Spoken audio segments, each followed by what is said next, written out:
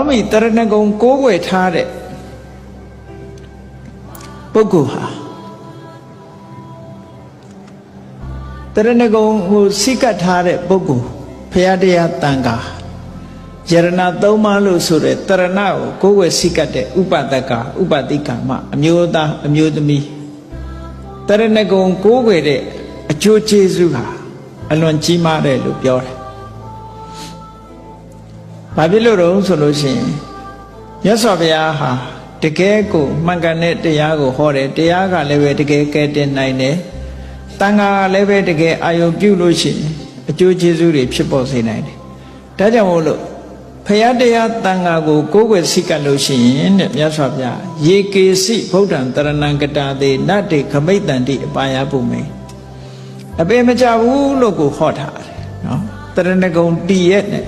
တရဏဂုံစိကတ်တဲ့ပုဂ္ဂိုလ်ဟာအပေမကြဘူးဆို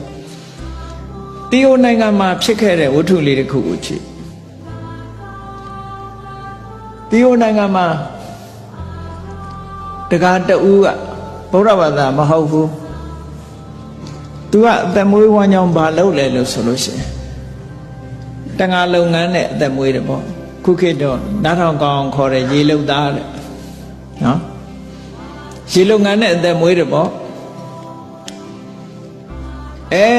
တေကနီးကြတဲ့အခါကျတော့ကိုလို့ရတဲ့ဟာကိုအာယုန်ထဲမှာလားထင်တာပဲဒါတဘာဝကိုဘာတွေလုပ်ခဲ့တယ်ဆိုတာကိုအယိတ်မဲကြီးလို့တေကနီးကြလာပြီးတော့စိတ်ထဲမှာလွှမ်းမိုးနေမှာပဲသူလည်းတေကနီးကြတော့သူလှုပ်လာခဲ့တာငါးတွေဖန်သက်ရောင်ချဒီလိုလှုပ်လာတာဆိုတော့အဲ့ဒီအကုသိုလ်တွေကအယိတ်မဲကြီးလို့လာပြီးတော့လွှမ်းမိုးထားပြီတေလို့ရှိရင်ငရဲကြမှာတေချာနေအဲ့ဒီအချိန်မှာယဟန္တာကြီးတစ်ပါးကဆွမ်းခံရင်းနဲ့အဲ့တကားကြီးတေအံမူးမူးဖြစ်နေတော့တနာလို့ဆိုပြီးတော့ကြွသွားပြီးတော့သူ့ကိုအားပေးစကားပြောပြီးတော့အကိုရမဲ့ဖြစ်နေတဲ့အချိန်လေးမှာမင်းဘဝကူကောင်းအောင်ငါချပေးတာလေးလိုက်ဆိုမလားဆိုပြီးတော့ဗုဒ္ဓံတရဏံကိစ္ဆာမိဓမ္မံတရဏံကိစ္ဆာမိသံဃာတရဏံကိစ္ဆာမိဆိုတာချပေးတာ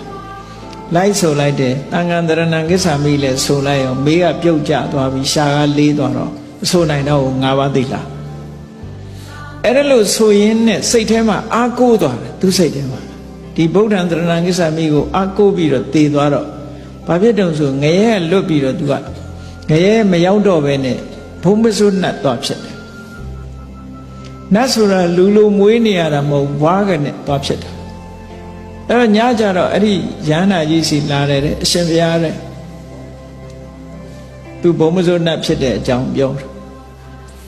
ရှင်ဘုရားက၅ပါးသီလသာဆက်ချပေးလိုက်မယ်ဆိုရင်တပည့်တော်ဟာအထက်နတ်ပြည်တောင်ရောက်မှာအခုတော့ရှင်ဘုရားကတန်ခါတရဏံကိစ္ဆာမိတင်ဆုံးသက်သွားတာဆိုတော့ယဟန္တာကြီးကပြောတယ်မင်းမဆိုနိုင်တော့တာတဲ့ငါကတော့ချပေးပါတယ်မင်းမဆိုနိုင်တော့ဘူး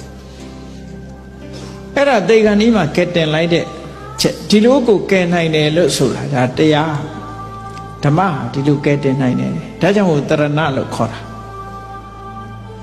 အဲ့ဒါလိုကဲတင်ခဲ့တဲ့ဝတ္ထုဇာလန်းတွေဟာအများကြီးရှိတာပေါ့